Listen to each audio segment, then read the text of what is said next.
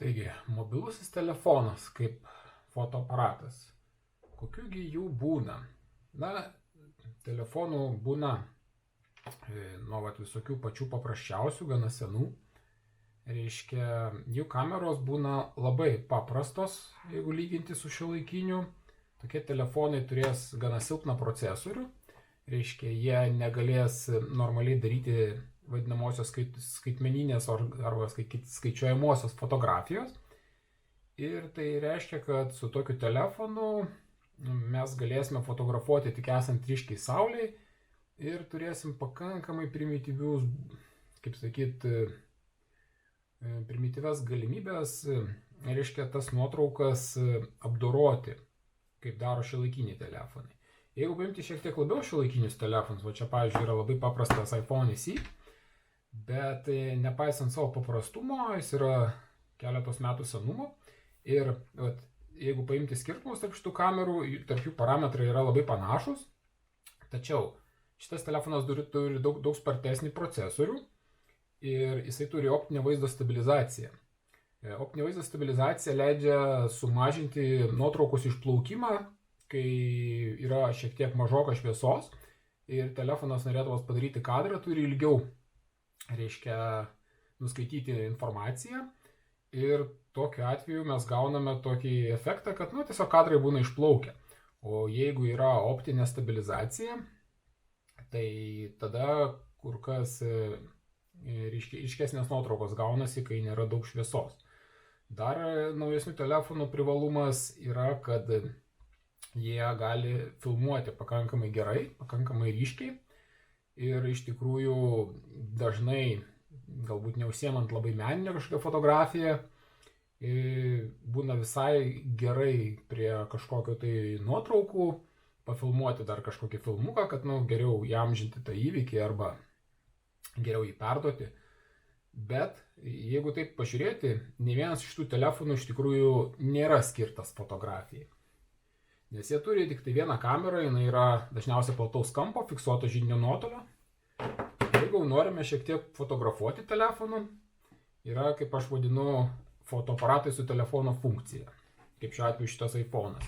Reiškia, ko jis skiriasi nuo paprasto, kuris iš esmės skirtas tiesiog fiksuoti įvykiam. Jisai, kaip matote, turi jau 3 objektyvus. Grubiai tariant, iš tikrųjų turi ne tik objektyvus, bet ir 3 kameras viduje, iš kurių pagrindinė kamera yra pakankamai aukštos kokybės. Reiškia, jisai turi tos pačius objektyvus stambesnius, kad galėtų įsileisti vidų daugiau šviesos, turi didesnę matricą. Ir ką tai reiškia?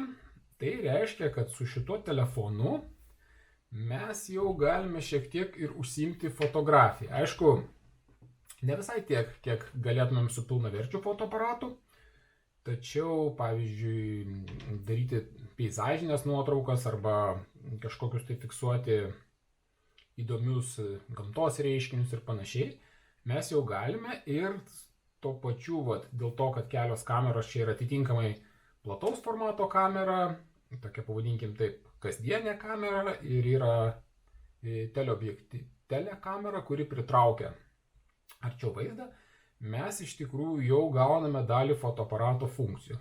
Taip, tai vis tiek lieka telefonas, jisai iš tikrųjų iš esmės visą laiką filmuoja ir apdorodamas tą, kaip sakyt, pavadinkim taip, filmavimą, jisai pabando iš to padaryti kažkokias tai nuotraukas, ne visada jam gerai gaunasi, bet iš tikrųjų turint omeny, kad tai yra daiktas, kurį nešiojas visada su savimi, o fotoaparatas tuo metu, pavyzdžiui, būna mašinoje ar namie, tai yra didžiulis privalumas, kad tu padarai kadrą, kurio negalėtum padaryti priešingo atveju.